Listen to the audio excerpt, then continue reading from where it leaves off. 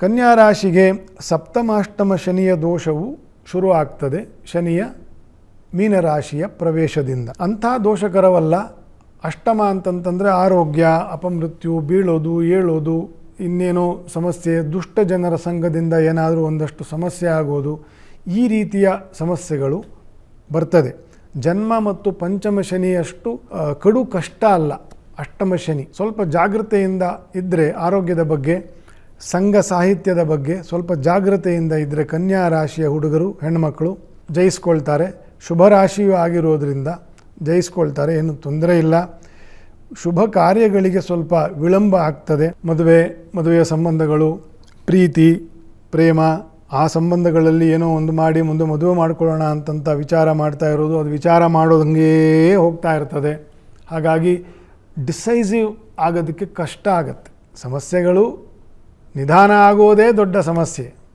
ಆದರೆ ನಿಧಾನ ಆಗುವುದರ ಹಿಂದೆಯೂ ಕೂಡ ಭಗವಂತನದ್ದು ಏನೋ ಒಂದು ಸಂಕಲ್ಪ ಇರ್ತದೆ. ಮನುಷ್ಯ ತಾಳ್ಮೆಯನ್ನು ಕಲಿಯುವುದೇ ಜೀವನದಲ್ಲಿ ಕೆಲಸ ಕಾರ್ಯಗಳು ನಿಧಾನವಾದಾಗ.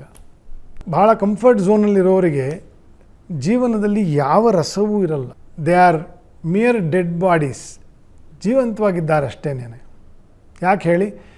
ಅವರಿಗೆ ಯಾವುದೂ ನಿಧಾನ ಇಲ್ಲ ಜೀವನದಲ್ಲಿ. ಒಂದು ಉದಾಹರಣೆಗೆ ಹೇಳಿದೆ, ನಿಧಾನ ಆಯಿತು, ಶುಭ ಕಾರ್ಯಗಳು ನೆನೆಸಿದ್ದಂತೆ ಬೇಗ ಆಗ್ತಾ ಇಲ್ಲ ಅನ್ನುವುದರ ಹಿಂದೆಯೂ ಕೂಡ ಜೀವನದ ಯಾವುದೋ ಒಂದು ರಸ ಇದೆ. ಆ ರಸವೇ ತಾಳ್ಮೆ ಅಂತ.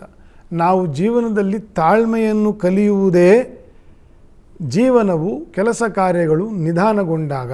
Over the period of time, 10 ವರ್ಷ ಕಳೆದ ನಂತರ ನಮಗನ್ಸುತ್ತೆ ನಾನು ಎಷ್ಟೊಂದು ಕಷ್ಟಗಳನ್ನು ಧೈರ್ಯವಾಗಿ ಎದುರಿಸಿದ್ದೀನಿ, ದಾಟಿ ಬಂದಿದ್ದೀನಿ ಇಲ್ಲಿಗೆ ಬರೋಕ್ಕೆ. ಇದೆಲ್ಲ ನಿಮಗೆ ಅನ್ನಿಸಿದಾಗ ನನ್ನ ಮಾತುಗಳು ನೆನಪಿಗೆ ಬರಲಿಕ್ಕೆ ಸಾಕು ಅಂತಂತ ಹೇಳ್ತೇನೆ. ಹಾಗಾಗಿ ಕನ್ಯಾ ರಾಶಿಯವರಿಗೆ ಸಪ್ತಮಾಷ್ಟಮ ಶನಿಯ ದೋಷವಿದ್ದು ಕೆಲಸ ಕಾರ್ಯಗಳಲ್ಲಿ ನಿಧಾನವಾಗ್ತದೆ, ತಾಳ್ಮೆ ಪರೀಕ್ಷೆ ಆಗ್ತದೆ ಅಂತಂತಂದರೆ ಚಿಂತೆ ಮಾಡಬೇಡಿ. ಅದು ಒಂದು ತಪಸ್ಸಿನ ರೀತಿ, ಅದನ್ನು ಎದುರಿಸಬೇಕು. ಆರೋಗ್ಯದ ಬಗ್ಗೆ ಜಾಗೃತಿ ಇರಲಿ ಅಂತ ನಾನು ಆಗಲೇ ಹೇಳಿದ್ದೇನೆ. ಶ್ರೀನಿವಾಸನ ಸೇವೆಯನ್ನು, ಮೆಟ್ಟಿಲೋತ್ಸವ, ಮೆಟ್ಟಿಲು ಹತ್ತುಕೊಂಡು ಶ್ರೀನಿವಾಸನ ದರ್ಶನ ಮಾಡೋದು, ಶ್ರೀನಿವಾಸನಿಗೆ ಅಲಂಕಾರ ಸೇವೆ ಮಾಡಿಸ್ತಕ್ಕಂಥದ್ದು, ಪ್ರದಕ್ಷಿಣಾ ನಮಸ್ಕಾರ ಹಾಕ್ತಕ್ಕಂಥದ್ದು, ನಾರಾಯಣನ ವಿವಿಧ ಸ್ಮರಣೆಯನ್ನು ಮಾಡ್ತಾ ಶ್ರೀನಿವಾಸನ ಸೇವೆಯನ್ನು ಮಾಡುವುದು ಇತ್ಯಾದಿ ಭಕ್ತಿಯಿಂದ ಮಾಡಿದಾಗ ಅನೇಕ ಶುಭ ಕಾರ್ಯಗಳಿಗೆ ಶ್ರೀನಿವಾಸನ ಶುಭ ದೃಷ್ಟಿಯಿಂದ, ಅನುಗ್ರಹದಿಂದ ಒಳ್ಳೆಯದಾಗ್ತದೆ ಕನ್ಯಾ ರಾಶಿಯವರಿಗೆ.